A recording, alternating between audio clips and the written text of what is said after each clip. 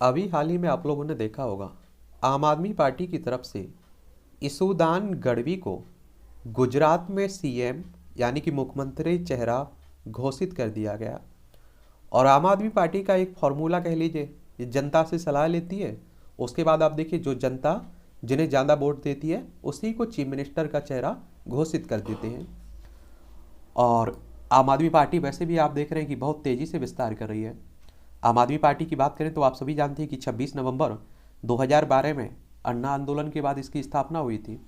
दिल्ली में भी आप देखिए सरकार है, पंजाब में भी सरकार बन चुकी है और तेज़ी से बाहरी राज्यों में भी फैल रही है।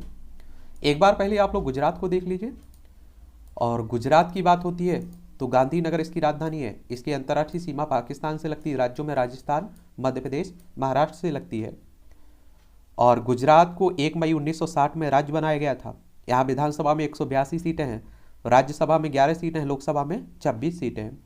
यहाँ का क्षेत्रफल आप लोग देखें तो 1,96,024 वर्ग किलोमीटर में आपका गुजरात फैला हुआ है।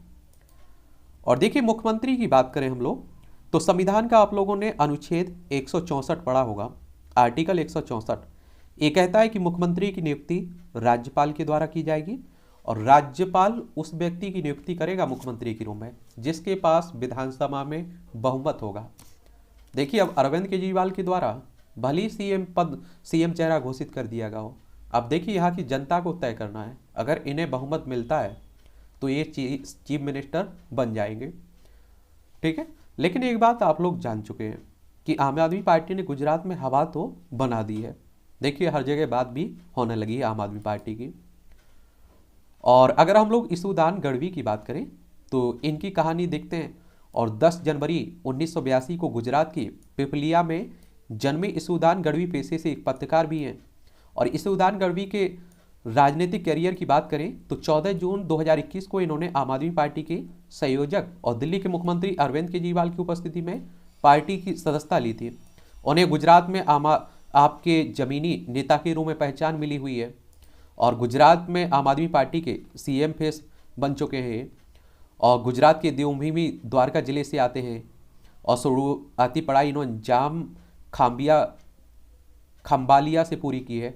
कॉमर्स में ग्रेजुएशन करने के बाद उन्होंने 2005 में गुजराती विद्यापीठ से जर्नलिज्म की पढ़ाई की है। इसके बाद दूरदर्शन से जुड़ गए, वहाँ पर एक शो करने लगे। इसके बाद इसुदान ने पोरबंदर के स्थानीय चैनल में बतौर रिपोर्टर भी काम किया है। 2015 में इसुदान अहमदाबाद आए और एक प्रमुख गुजराती चैनल के एडिटर बन गए। और जब इसुदान इस चैनल के एडिटर थे तब उनकी उम्र महज 32 साल थी। इसुदान ने महामंथन नाम से एक शो भी शुरुआत की था जिसमें वह एंकर की भूमिका में होते थे। और इस शो में इसुदान ने आम लोगों और किसानों पर फोकस करना शुरू किया और यहीं से आप देखिए चर्चा में आने शुरू हुए, इन्हें पहचान मिली। महामंथन शो के कंटेंट और इसुदान के देसी बेबाक अंदाज ने उन्हें स्टार बना दिया और किसानों के मुद्दे उठाने के लिए सौराष्ट्र में काफ़ी लोकप्रिय हो गए। खुद एक किसान परिवार में जन्मे हैं और इसुदान के पिता खिराज भाई गढ़वी अभी भी खेती करते हैं और किसान परिवार से आने के चलते इसुदान मुद्दों की समझ भी थी इन्हें और इसका उन्होंने उपयोग अपनी पत्रकारिता में भी किया। और इसके चलते महामंथन शो बेहद लोकप्रिय हो गया और गुजरात में लोग इस शो के लिए इंतजार करने लगे। और इसुदान ने पत्रकार रहते हुए वापी, पोरबंदर, जामनगर, अहमदाबाद, गांधीनगर में भी काम किया। जमीनी नेता है एक तरह से। और 16 महीने पहले आम आदमी पार्टी से जुड़े थे और आम आदमी पार्टी में काफ़ी अब काम भी कर रहे हैं। और निर्णय लेने की शक्ति निर्वाचित राजनेताओं के पास होती है और लोगों के कल्याण की शक्ति नेताओं और अधिकारियों के पास होती है। अब देखिए इनका क्या होता है। पॉपुलैरिटी साफ छवि आई इनके काम। 40 साल के इसुदान गढ़वी ओबीसी वर्ग से आते हैं, यानी कि पिछड़ा वर्ग से आते हैं। और पिछड़ा वर्ग आप सभी जानते हैं कि भारत में बात कर लीजिए या राज्यों में एक अच्छी जनसंख्या रहती है और निर्णायक भूमिका में रहते हैं लोग। गुजरात में ओबीसी की हिस्सेदारी करीब 48% है। आप समझ रहे हैं, 48%। गढ़वी समाज की गुजरात के राजकोट, जामनगर, कच्छ, बनासकांठा और जूनागढ़ जिलों में मौजूदगी है। और आबादी के लिहाज से गढ़वी समाज की भागीदारी 1% से कम है।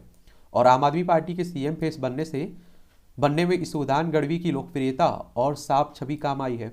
और आम आदमी पार्टी इसुदान गढ़वी को खम्बालिया विधानसभा सीट से लड़ सकते हैं चुनाव। इस सीट पर अभी भी बीजेपी का कब्जा है और मेघजी कंजारिया यहाँ से विधायक हैं, और अगर इसुदान इस सीट से नहीं लड़ते तो फिर वे राजकोट से चुनावी मैदान में उतर सकते हैं। अब देखिए, चीफ मिनिस्टर बनना होगा तो विधानसभा सदस्य तो बनना होगा, तो ये चुनाव भी लड़ेंगे। और विधानसभा सदस्य बनने के लिए आपकी उम्र कम से कम 25 साल होनी चाहिए। अधिकतम उम्र की सीमा यहाँ नहीं है कोई, इनका चुनाव डायरेक्ट जनता के द्वारा होता है। अगर आपकी उम्र 18 साल हो चुकी है तो आपका वोटर सूची में नाम भी जुड़ चुका होगा, आप लोग वोट डालने भी जाते होंगे। इन पर शराब पीने का आरोप भी लग चुका है एक बार। तो आम आदमी पार्टी ने इसी साल जब हेड क्लर्क की परीक्षा का पेपर लीक होने का आंदोलन किया था, पार्टी नेताओं के साथ इसुदान गढ़वी भी बीजेपी के दफ्तर श्री कमलम पर प्रदर्शन में शामिल हुए थे। उस दौरान उनके ऊपर बीजेपी की महिला कार्यकर्ताओं के साथ छेड़छाड़ी और शराब के आरोप लगे थे। इसुदान गढ़वी को पुलिस कार्रवाई के बाद जेल भी जाना पड़ा था, और FSL रिपोर्ट में शराब पीने की पुष्टि हुई थी। तो इसुदान ने बीजेपी के प्रदेश अध्यक्ष CR पाटिल पर रिपोर्ट बदलने का आरोप लगाया था और कहा वे शराब का सेवन नहीं करते हैं, और गढ़वी ने तब खुद को देवी का उपासक भी बताया था। देखिए, राजनीति में इस तरह के आरोप प्रत्यारोप लगते रहते हैं। गढ़वियों का गायकी से जुड़ाव, इस समाज के लोग मुख्य रूप से खेती बाड़ी और पशुपालन से जुड़े हुए हैं। गढ़वी समाज एक पहचान और भी है, जब राजवाड़े होते थे तब इस समुदाय के लोग गायन में काफ़ी सक्रिय थे, और अभी भी गुजरात में गढ़वी समाज के काफ़ी गायक हैं जो डायरों कवि सम्मेलन करते हैं और इसमें स्थानीय भाषा में प्रस्तुति भी देते हैं, और इसमें गायन के साथ जोक्स और हास्य के कार्यक्रम भी होते हैं। कीर्तिदान गढ़वी गुजरात के बड़े गायक हैं। तो वहीं राजनीति के तौर पर गढ़वी समाज की भागीदारी काफ़ी कम रही है, और बीजेपी से पूर्व पुष्पदान गढ़वी VK गढ़वी मंत्री, विधायक और सांसद भी बने, लेकिन यह पहला मौका है जब गढ़वी समाज के किसी व्यक्ति को किसी पार्टी ने मुख्यमंत्री पद का चेहरा घोषित किया है। तो ये शॉर्ट कहानी है किसकी? इसुदान गढ़वी की। अब देखिए क्या होता है क्या नहीं होता, ये तो आने वाला वक्त ही बताएगा। इसके लिए अच्छी बात ये रहती है कि आप लोग न्यूज़पेपर पढ़ते रहा करिएगा ये, और वैसे भी मुझे लगता है कि आजकल आप लोग सोशल मीडिया पर काफ़ी एक्टिव रहते हैं, तो वहाँ से भी जानकारी इकट्ठी करते रहते हैं, जानते रहते हैं लोगों के बारे में।